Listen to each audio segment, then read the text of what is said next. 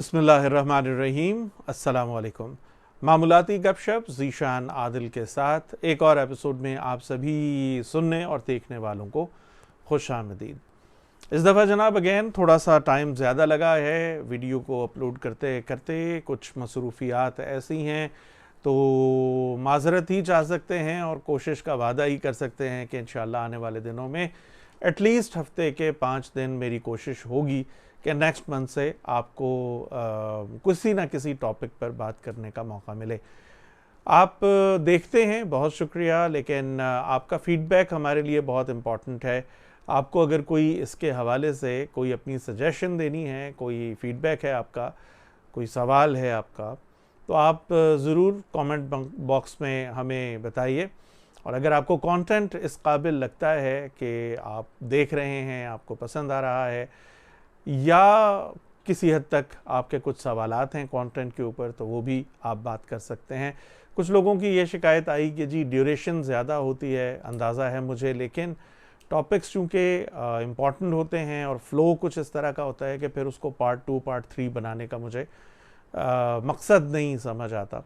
एक गो में मैं बात इसीलिए कर रहा होता हूँ। उसमें यह है कि आपकी आसानी के लिए यूट्यूब ने तो अब ये फ़ीचर भी लगा दिया है कि आप एक तरह का बुक मार्क लग जाता है, जितना वीडियो आप देखते हैं फिर आप ख़त्म कर देते हैं, उसके बाद जब भी आप देखेंगे तो आप वहीं से उस वीडियो को आगे भी देख सकते हैं।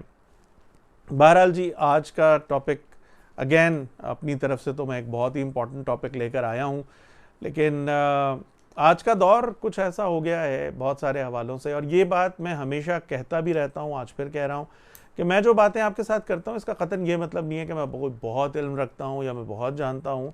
सिर्फ कुछ अपने ख़यालात ऐसे होते हैं कि मैं समझता हूँ कि इनको आपके साथ शेयर कर लिया जाए, और फिर आप जैसा भी फ़ैसला करें, आप अपनी ज़िंदगी को मुनासिब समझते हैं।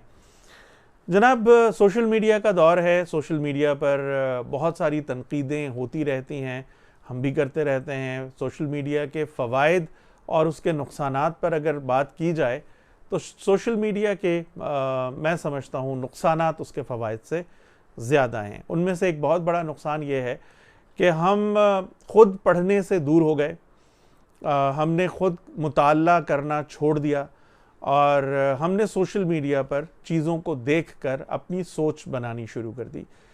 ये शख्सियत परस्ती तो कहला सकती है, लेकिन ये कोई वैलिड सोच का नज़रिया नहीं हो सकता। जहाँ बहुत सारी और चीज़ों पर हम सुनी सुनाई पर गुजारा करते हैं, वहाँ अनफॉर्चुनेटली ऐसा भी है कि हमने इस्लाम को भी सुने सुनाए पर ही डाल दिया है।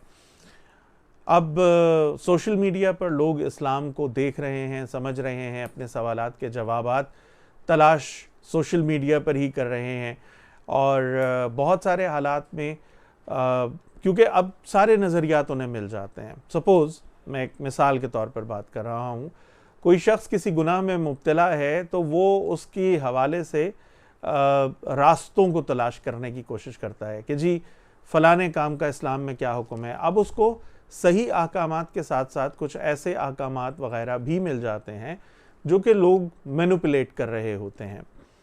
अब वो उनकी तरफ जाता है कि ये सही आलिम है, ऐसा नहीं है। अगर कोई बात इस्लाम की बात दलील ये नहीं है कि जी जो बात मैं सोच रहा हूँ वही इस्लाम कर रहा है। कभी कभी मेरी सोच वो चूँकि महदूद है, कम है, छोटी है, और इस्लाम बहुत बड़ा है, तो इस्लाम हमारी सोच से अलग भी जा सकता है, और हमें अपने आप को इसके लिए तैयार करना होगा कि जो मैं समझ रहा हूँ, अब जैसे आज के दौर में महंगाई है, बहुत सारी महंगाई है, मुश्किल ज़िंदगी है। अब अगर आज किसी को आप कहें कि रिश्वत क्यों ले रहे हो, तो वो कहेगा कि जी बहुत सारी महंगाई है, मुश्किल हो गया है, गुजारा नहीं होता। आप कहें इस्लाम तो इसके ख़िलाफ़ बात करता है, तो वो ये कहेगा अच्छा फिर इसका वे आउट बता दे मुझे। ठीक है, इसी तरह के और बहुत सारे, अब ये गुनाह कबीरा में है। रिश्वत की बात मैं करूँ तो रिश्वत कुरान में आता है कि जो रिश्वत लेने वाला है, जो देने वाला है, वो दोनों जहन्नमी है। लेकिन आज मेरे माशरे में आप देखें तो हो रहा है ये। तो ये एक छोटी सी तमहीद थी कि हम लोग सोशल मीडिया से इस्लाम को सीख रहे हैं। ज़रूर सीखें, सही लोग भी वहाँ पर मौजूद हैं, लेकिन मेजॉरिटी ऐसे लोगों की है जो शायद मेरे और आपके अकायद से खेल रहे हैं। تو سب سے بڑا عقیدہ جو ہے، اور قرآن ہمیں جو بالکل اسٹریٹ لائن بتا دیتا ہے شریعت کے معاملے میں، اس کے بعد میں سمجھتا نہیں ہوں کہ ہمارے بھٹکنے کی کوئی گنجائش رہتی ہے۔ بھٹکنے کی گنجائش وہاں پر آتی ہے جہاں ہم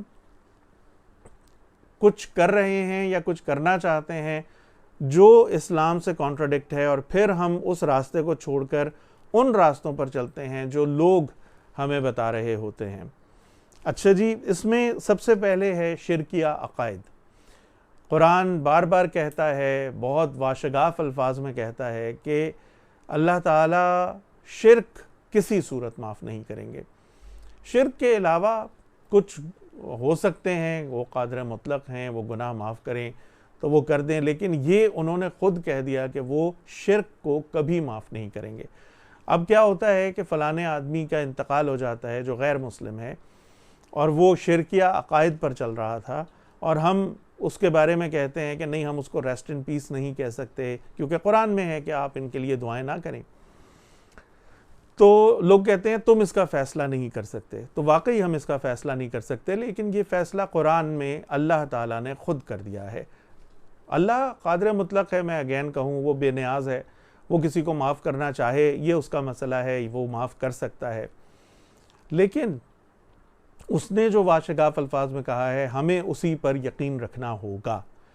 تو دو ٹوک الفاظ ہو گئے شرک کے بارے میں۔ شرک اب میں موٹے موٹے طریقے سے تھوڑا سا بتا سکوں گا، ٹائم کم ہے، آپ ضرور سرچ کیجئے۔ شرک صرف یہ نہیں ہے کہ جیسے ہندوستان میں یا جو مشرکین مکہ اس دور میں تھے وہ شرک کرتے تھے بتوں کے آگے۔ شرک کی 3 اقسام بیان کی ہے بیان کرنے والوں نے۔ آج کے دور کا شرک بہت سارے حوالوں سے اس کو پہچاننا ہوگا۔ ایک شرک ہے شرک فی الذات، شرک فی الصفات، اور شرک فی العقیدہ۔ تو ان کو اب آپ دیکھ لیجئے۔ شرک فی الذات، اللہ کی ذات کے ساتھ شرک، شرک فی الصفات، اللہ کی صفات میں شرک، اللہ رازق ہے میں کسی اور کو سمجھ رہا ہوں، اللہ شفا دیتا ہے میں کسی اور کو سمجھ رہا ہوں، اللہ تعالیٰ آسانیاں بھیجتا ہے میں کسی اور کو سمجھتا ہوں، اللہ مددگار ہے میں کسی اور۔ تو یہ صفات ہیں جو کہ اللہ کی ہیں اور میں کسی اور کو اس میں شریک کر رہا ہوں۔ پھر اس کے علاوہ شرک فی العقیدہ، اس کو تھوڑا سا آپ خود توجہ سے پڑھ لیجئے گا تو آپ زیادہ سمجھ سکیں گے۔ یہ تھوڑا مشکل ہے سمجھانا بڑے بڑے لوگوں کے لیے، میں تو بہت ہی چھوٹا ہوں۔ اچھا جی، اللہ تعالیٰ مجھے اور آپ کو شوق دے۔ ہمارے کہنے کا مقصد یہ، قرآن سے بات کا آغاز میں نے اس لیے کیا کہ قرآن جب واضح لائن دے دیتا ہے کہ یہ صحیح ہے اور یہ غلط، اس کے بعد جو بھی عالم، جو بھی پیر، جو بھی فقیر، جو بھی کرامات والا جو بھی ہے، اور وہ مجھے ان چیزوں سے ہٹا کر ان چیزوں پر لگا رہا ہے تو وہ غلط ہے۔ اب یہ بڑی آسان چیز ہو گئی کہ میں کس کو صحیح کہہ سکتا ہوں اور کس کو غلط کہہ سکتا ہوں۔ حضرت ابراہیم علیہ السلام سے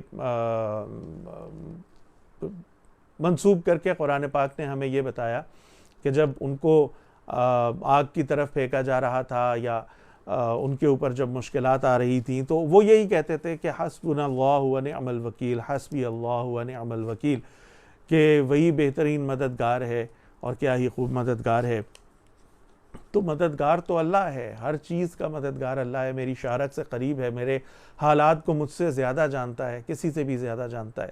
اگر کوئی بھی مجھے یہ کہتا ہے کہ تم فلانے سے مانگ لو تو سوچ لیجئے گا، اگر آپ یہ سوچ کر اس سے مانگ رہے ہیں کہ مدد وہی کر رہا ہے تو میں کیا کہوں، قرآن جو کہتا ہے وہ میں نے آپ کو بتا دیا۔ پھر اس کے علاوہ بہت سارے لوگ یہ کہتے ہیں کہ جی اگر یہ غلط ہے تو دیکھیں فلانے کے تعویذ کو یا فلانے کی ٹوٹکوں کو یا فلانے کی جو بتائے ہوئے عمل ہیں ان کو کرنے سے مجھے فائدہ ہو گیا اور میں جو ہوں، جو جس بیماری یا جس مشکل میں تھا وہ میں نجات حاصل کر گیا۔ بہت اچھی بات ہے، آپ بہتر جانتے ہیں کہ آپ نے کوئی غیر اسلامی کام اس کے اندر نہیں کیا، لیکن یہ یاد رکھیے گا کہ شیطان کا سب سے بڑا جو ٹاسک نہیں ہے، اس نے خود اپنے اوپر ایک ذمہ داری لے لی ہے کہ اس نے ہمیں بھٹکانا ہے، اور بھٹکانا کس سے ہے؟ اللہ کی راہ سے ہے۔ اللہ کی راہ میں بھٹکنے کا سب سے بڑا جو کام ہے وہ ہے شرک۔ تو جس وقت میں کسی فلانے کے پاس جاتا ہوں اور میں اس کے ساتھ یا تو عمل کرتا ہوں یا میں تعویذ لے کر آتا ہوں اور میرا یقین یہ ہے کہ یہی میرے لیے آسانی کرنے والا ہے، تو یہ کہیں نہ کہیں شرک میں ڈھل جاتی ہیں چیزیں، اور شیطان جو ہے وہ مجھے ورغلانا ہی چاہتا ہے، اللہ سے یقین ہٹا کر وہ اپنے اوپر لانا چاہتا ہے۔ اس لیے بہت کام ایسے ہو جاتے ہیں جو شیطان کی طرف سے، اللہ کا اذن ہر جگہ شامل ہے قرآن کے مطابق، لیکن بہت کچھ ایسا ہے جو ہماری آزمائش کے لیے اس کو بھی دیا گیا ہے۔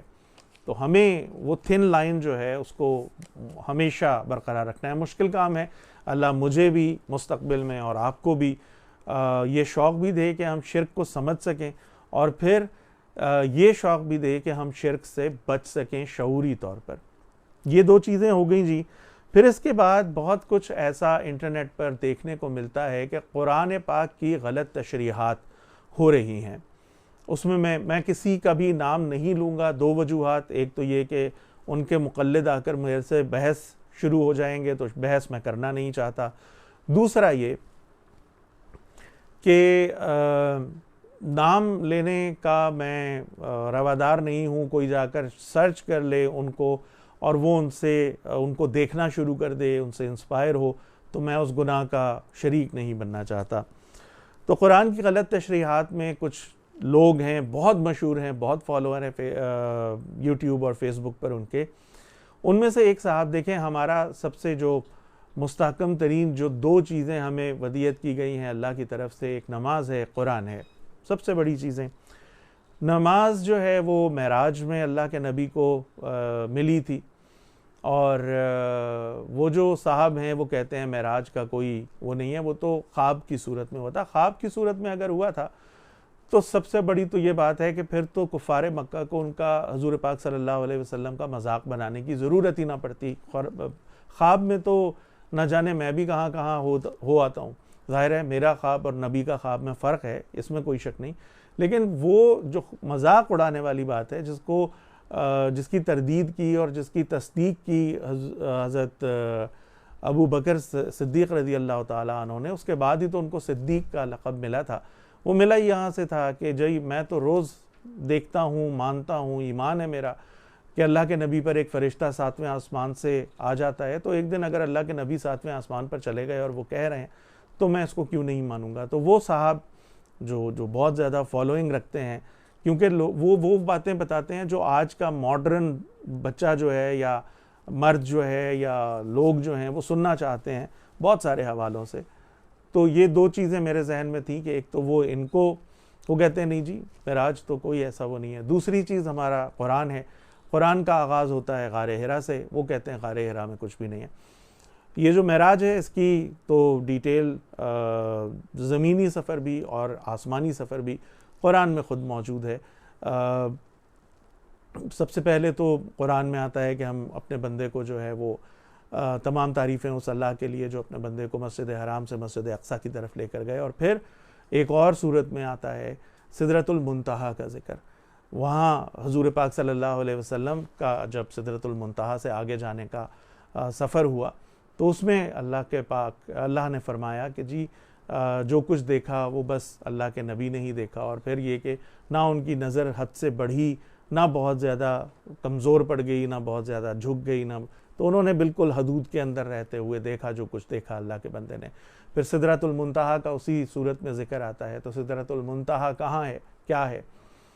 جب ہم معراج کی بات کرتے ہیں تب تو ہمیں اس کا جواب مل جاتا ہے، لیکن جب ہم ان صاحب سے بات کرتے ہیں کہ جی سدرۃ المنتہا کے بارے میں آپ کیا کہیں گے، تو پھر اسی طرح سے ایک اور ابھی پچھلے دنوں، کیونکہ آج کل سوالات بہت زیادہ آ رہے ہیں، اور میں جو علماء حضرات ہیں ہاتھ جوڑ کر ان سے ایک بات میں ضرور یہ کروں گا کہ آپ کوشش کریں کہ اپنے جو آپ مدرسوں میں علماء بنا رہے ہیں، یقیناً قرآن اور حدیث کا تو ان کو شعور آپ دے ہی رہے ہیں، لیکن ایک تو یہ کہ ان پر بھی مسلکوں کی چھاپ ہے، دوسرا یہ کہ آپ انہیں تعلیم دیں، کیونکہ آج کل کے نوجوان لوگ تعلیم کی وجہ سے بہت کچھ ایسے سوالات کرتے ہیں جن کا جواب نہ ملے تو پھر وہ بھٹک جاتے ہیں یا بھٹک سکتے ہیں۔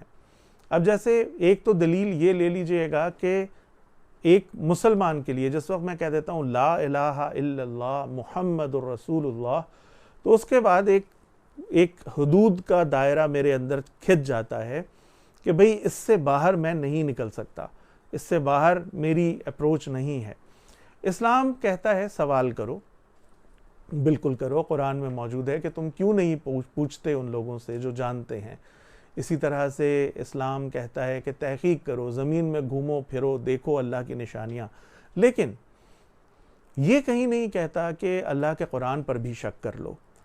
ہمیں جو کچھ بھی کرنا ہے، پہلی دلیل ہماری قرآن ہے۔ سائنس اس کو آتھینٹیکیٹ کر دیتی ہے تو بہت فبہا، بہت اچھی بات ہے، لیکن اگر سائنس کسی چیز کو آتھینٹیکیٹ نہیں کرتی تو ضروری نہیں ہے کہ ہم سائنس کے پیچھے چلیں، ہم نے قرآن کے پیچھے ہی چلنا ہے، کیونکہ سائنس درجہ بدرجہ آگے بڑھتی ہے۔ جیسے سائنس کو 1400 سال پہلے، 1300 سال پہلے، 1200 سال پہلے یا اب سے 200 سال پہلے تک بھی یہ نہیں پتا تھا کہ سورج جو ہے وہ تمازت کے ساتھ ہے، اس کی اپنی روشنی ہے، جبکہ چاند جو ہے وہ ریفلیکٹڈ روشنی سے چلتا ہے۔ جبکہ قرآن نے جو ٹرمز یوز کی اس کے اندر لطیف پیرائے میں بتا دیا قرآن نے کہ چاند جو ہے اس کی ٹھنڈی روشنی ہے، اپنی روشنی نہیں ہے، جبکہ سورج جو ہے وہ اپنی روشنی رکھتا ہے اور اپنی روشنی وہ جنریٹ بھی کر رہا ہے۔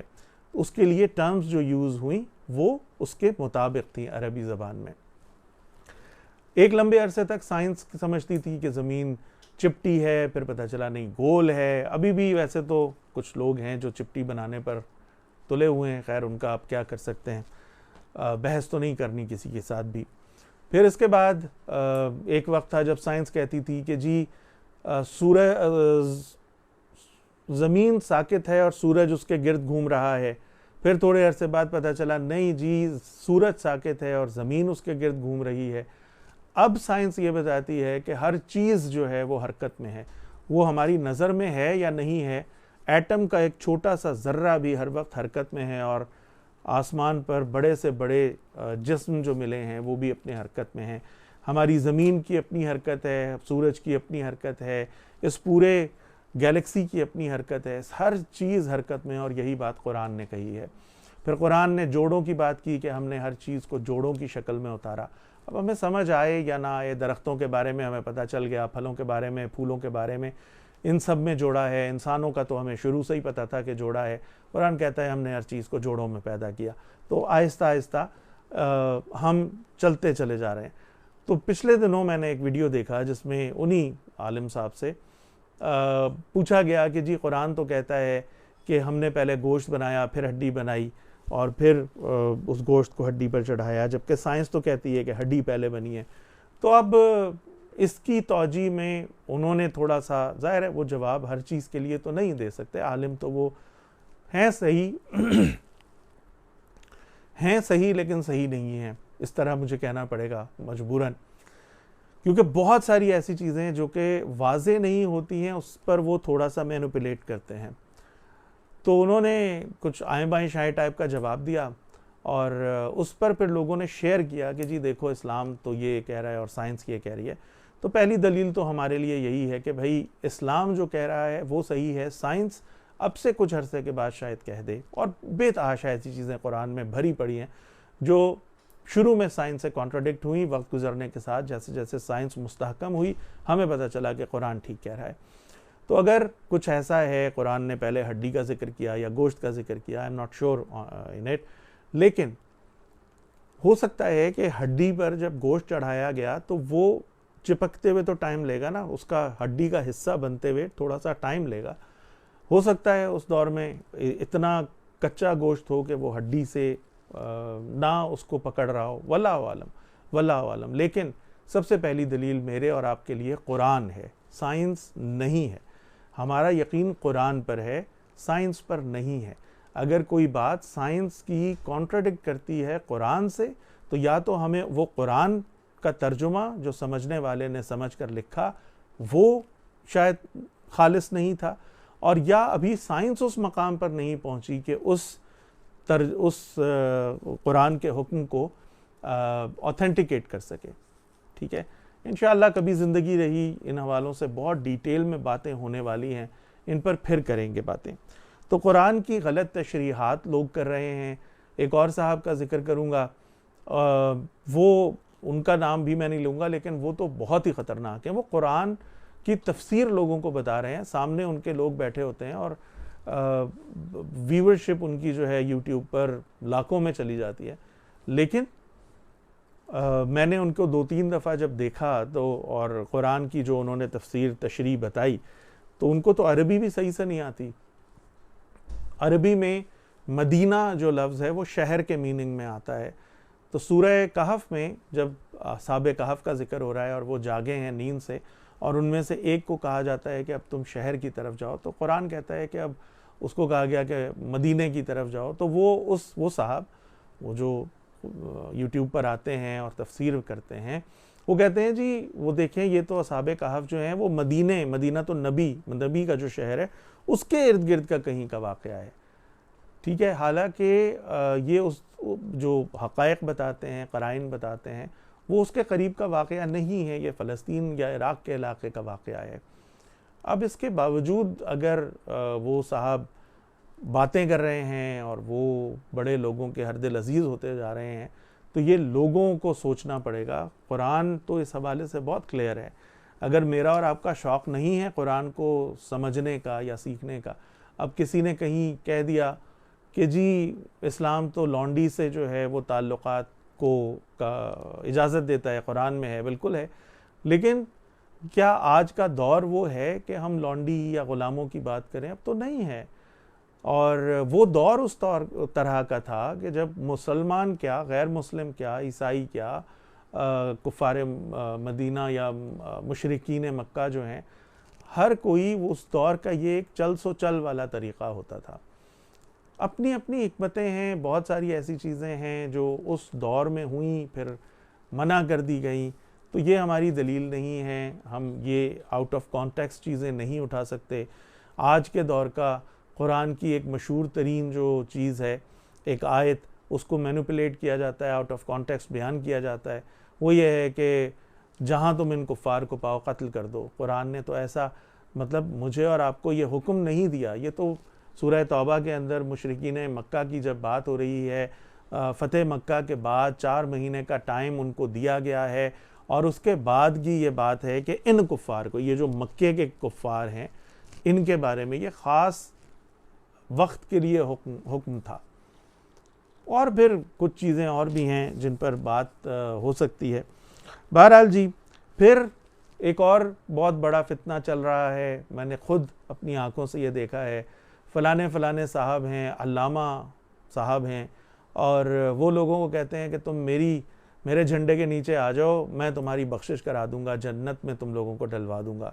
ارے بھائی, یہ اختیار صرف نبی تک محدود تھا کہ وہ کسی کو یہ اختیار دے سکتے تھے, یہ وعید دے سکتے تھے. اور جن کو انہوں نے دی ہے, یہ وعدہ کیا ہے, انہوں نے تو اپنی گردنیں کٹوا دیں. کربلا میں حضرت حسین نے اپنے 72 پیاروں کے ساتھ اپنا گلا کٹوا دیا. اگر تو وہ یہ بیٹھ جاتے کہ میں تو بس اللہ کے نبی کا نواسا ہوں, میرے تو بیڑے پار ہیں, میں تو جنت کے جو سردار ہیں نوجوانوں کے, میں تو وہ ہوں, تو پھر تو یہ ہوتا ہی نہیں کبھی. لیکن اللہ کے نبی نے سب کچھ جانتے بوجھتے کہ جب آزمائش کا وقت آئے گا تو یہ کیا کریں گے, اس کے مطابق پیشن گوئیاں کی ہیں. عشرہ مبشرہ وہ اس یقین کے بعد کہ چلو ہم تو جنتی ہو گئے, اس کے بعد وہ بیٹھ نہیں گئے کہ بس ہمیں تو مل گئی. قرآن پاک میں جس وقت جو ہے جنگ بدر کے 313 کے بارے میں کہہ دیا گیا کہ اب یہ جنتی ہو گئے, یہ جو مرضی کر لیں, تو کیا انہوں نے جو مرضی کر لیا؟ نہیں کیا. تو یہ آج کے دور میں 1450 سال بعد یہ کون لوگ ہیں جو اٹھ کر یہ یقین دلا رہے ہیں کہ میرے پیچھے چلو, میں تمہیں جنت دلوا دوں گا؟ ان کی کیا گارنٹی ہے؟ ان کو جنت کون دے گا؟ یہ ہمیں کیسے یہ یقین دلا رہے ہیں اور ہم آنکھ بند کر کے ان کے پیچھے چل رہے ہیں؟ عمل سے یہ سارے عوامل وہ ہیں جو ہمیں بے عملی کی طرف لے کر جاتے ہیں. اسلام ہمیں کہتا ہے کہ عمل کرو. اقبال نے کہا کہ عمل سے زندگی بنتی ہے جنت بھی جہنم بھی, یہ خاکی اپنی فطرت میں نہ نوری ہے نہ ناری. تو یہ دعوے جو ہیں یہ کوئی بھی کر رہا ہے تو سمجھ جائیں کہ آپ کو بے وقوف بنانے کی کوشش ہو رہی ہے. اچھا جی، پھر دوسرے نمبر پر یہ آ جاتا ہے کہ جی فلاں عامل صاحب بہت بڑے تھے، شیخ عبد القادر جیلانی رحمۃ اللہ علیہ، داتا سرکار یا گولڑا یا اسلام آباد میں اور ہیں بری سرکار، یہ جناب بہت بڑے، یقیناً اپنے اپنے وقت کے یہ بہت بڑے بزرگ ہوں گے، اس میں کوئی شک نہیں ہے۔ نہ ہی میں وہ انجینئر صاحب کی طرح ان لوگوں کی شان میں کوئی گستاخی کرنے کے لیے یہاں بیٹھا ہوں۔ میں مانوں گا چلیں آپ جو کہتے ہیں ہوتا ہوگا کہ جی انہوں نے یہ بھی کر دیا، انہوں نے وہ بھی کر دیا، انہوں نے جو کچھ بھی ان سے منسوب ہے، لیکن بات یہ ہے کہ مجھے تو یہ کہا گیا کہ میں عمل کی دنیا میں کام کروں، میرا عمل جو ہے وہ میرے ساتھ ہے، ان کا عمل ان کے ساتھ چلا گیا۔ اب اس کے بعد مجھے صرف حضور پاک صلی اللہ علیہ وسلم کا دامن پکڑنا ہے اور قرآن کو سیکھنا ہے۔ اس کے علاوہ کامیابی کی کوئی دلیل نہیں بیان ہوئی قرآن اور سنت میں۔ قرآن میں سب سے بڑھ کر تو یہ کہا گیا کہ اللہ کی اطاعت کرو، کچھ جگہوں پر یہ بھی ایک فتنہ بنا دیا گیا کہ جی قرآن میں یہ آتا ہے کہ اللہ کی اطاعت کرو، نبی کی اطاعت کا ذکر نہیں ہے۔ تو میرے خیال میں سورہ شعراء ہے جس میں بار بار ذکر آتا ہے ہر نبی سے منسوب کر کے کہ اللہ کی اطاعت کرو اور میرے راستے پر چلو، میری پیروی کرو۔ یہ تو بار بار ہر نبی سے منسوب کر کے سورہ شعراء کے اندر یہ سب کچھ بیان کیا گیا ہے۔ تو پھر اس کے بعد میرے پاس کہاں یہ گنجائش ہے کہ میں کسی اور کے پیچھے چلوں؟ میں ان کا پوری طرح سے رسپیکٹ کرتا ہوں، میں ان کو عزت دیتا ہوں، لیکن میرے جنت اور دوزخ کے ذمہ دار یا گارنٹر جو ہیں وہ یہ لوگ نہیں ہیں، وہ میرے اعمال ہیں، میرا تقوی ہے۔ میرا تقوی اگر ہے، مجھے اللہ سے اتنا ڈر ہے، مجھے پتہ ہے کہ میں نے کل اللہ کے آگے کھڑے ہونا ہے اور جواب دینا ہے اپنے ہر عمل کا، تو میں اپنا ہر عمل درست کرنے کی کوشش کروں گا۔ مالٹوں پر لکھا ہوا محمد یا روٹیوں پر لکھا ہوا اللہ کو میں نے ان چیزوں سے نہیں پہچانا، یا اللہ کی عظمت جو ہے وہ ان چیزوں سے مشروط نہیں ہے۔ اگر یہ روٹی پر لکھا اللہ نظر نہ بھی آتا تب بھی میں اللہ کو اتنا ہی عظیم سمجھتا۔ اگر مالٹوں کو چھیلنے کے بعد اس میں محمد نظر نہ آتا تب بھی میں محمد کی نبوت کا قائل ہوتا اور آخری نبی ہونے کا ان کا قائل ہوتا۔ یہ سب دلیلیں نہیں ہوتی ہیں، یہ بے عملی کی طرف ہمیں لے کر جانے کے سارے معاملے ہیں اور اپنی دکانداریاں چمکانے کے سارے معاملے ہیں۔ اب ان کو سمجھیں تو ہماری عقل، نہ سمجھیں تو ہماری مرضی۔ یہ سب کچھ ہمیں اصل اسلام سے دوری اپنانے پر مجبور کر رہے ہیں۔ اصل اسلام وہی ہے کہ شرک نہ کرو، نبی جو ہیں حضور پاک صلی اللہ علیہ وسلم، ان کی سکھائے راستے پر چلو، ان کی پیروی کرو، انہوں نے جو کچھ معاشرت اور دین ہمیں دیا ہے اس پر عمل کرنے کی کوشش کرو۔ ہمیں وہ تمام چیزیں جس میں ہلکا سا بھی شائبہ آ جاتا ہے گناہ کا، اس کو چھوڑ دینا ہی مناسب ہے۔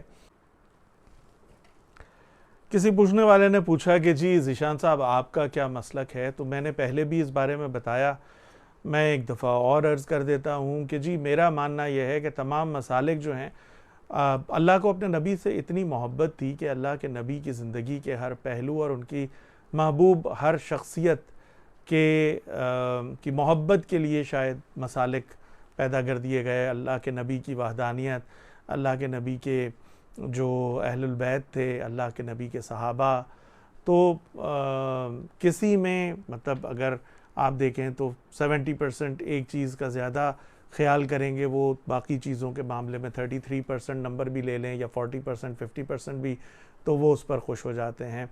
تو میرا خیال ہے کہ یہ سبھی ٹھیک ہیں، لیکن ساتھ ہی ساتھ میرا یہ بھی خیال ہے کہ تمام مسالک کے اندر جو ان کے صحیح علماء تھے انہوں نے بہت صحیح باتیں عوام کے سامنے رکھی ہیں، لیکن اب ہم نے ہر مسلک کے اندر بہت سارے غلو کے اندر ہم پڑ گئے ہیں، جو قرآن کہتا ہے کہ غلو نہ کرنا باتوں میں۔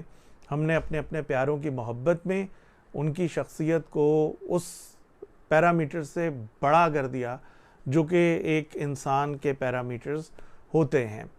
تو ہم ان کو لے کر، جیسے اللہ کے نبی نے فرمایا کہ تم پر وہ سارے حالات گزریں گے جو بنی اسرائیل پر گزرے ہیں، تو بنی اسرائیل نے بھی اپنے جو پیارے لوگ تھے ان کو اسی طرح سے، حضرت عیسیٰ کے بارے میں ہم سب کو پتہ ہی ہے کہ حضرت عیسیٰ کو لوگوں نے اللہ کا بیٹا بنا دیا، محبت میں ہی بنایا، لیکن اب یہ کس حد تک غلط ہے کہ اللہ نے کتنے غضب کا اظہار کیا ہے اپنے قرآن میں، اپنے کلام میں، کہ ہم اس کو پڑھتے بھی ہیں لیکن شاید ہم سمجھتے نہیں ہیں۔ تو شعوری طور پر ہمیں کوشش کرنی ہوگی کہ تمام مسالک کے اندر اسلام ہے اس کو اخذ کریں، اور محمد صلی اللہ علیہ وسلم کا اسلام ہم سمجھنے کی کوشش کر سکیں۔ تو ایسا نہیں ہونا چاہیے، ہمیں پہلی ہماری جو کاوش، خواہش، جستجو، کوشش سبھی شعوری طور پر یہ ہونی چاہیے کہ کسی بھی طرح سے شرک سے بچیں، گناہ کبیرہ جو قرآن میں ذکر ہوئے ہیں ان سے بچیں، اور کامیابی کی زندگی اور کامیابی کی آخرت حاصل کر سکیں۔ بہت طویل بات ہوئی ہے لیکن کوشش یہی تھی کہ کچھ ڈیلیور کر سکوں۔ امید ہے کہ کچھ نہ کچھ لوگوں تک کچھ نہ کچھ ڈیلیور کر سکا ہوں گا۔ آج کے پروگرام میں، آج کے اس ایپیسوڈ میں صرف یہی ڈسکشن کا مقصد ہے کہ اپنی متاع جو ہے، ہمارے پاس بہت چھوٹی چھوٹی سی جمع پونجی ہے جو ہم آخرت کا سامان تیار کر کے بیٹھے ہوئے ہیں، ان کو کسی اور کے حوالے نہ کریں کہ وہ ہماری متاع کو لے جائیں۔ علماء تو عالم ہیں لیکن بہت سارے ایسے مولوی حضرات ہیں جو اس نہج پر پڑھے لکھے نہیں ہوتے، وہ بہت ساری ایسی باتیں کر جاتے ہیں جو بہت سارے پیرامیٹرز پر پوری نہیں اتر رہی ہوتی ہے، لیکن ہمیں اور آپ کو اپنا علم اتنا بڑھانا ہوگا۔ انشاءاللہ بشرط زندگی پھر ملاقات ہوگی۔ فی امان اللہ۔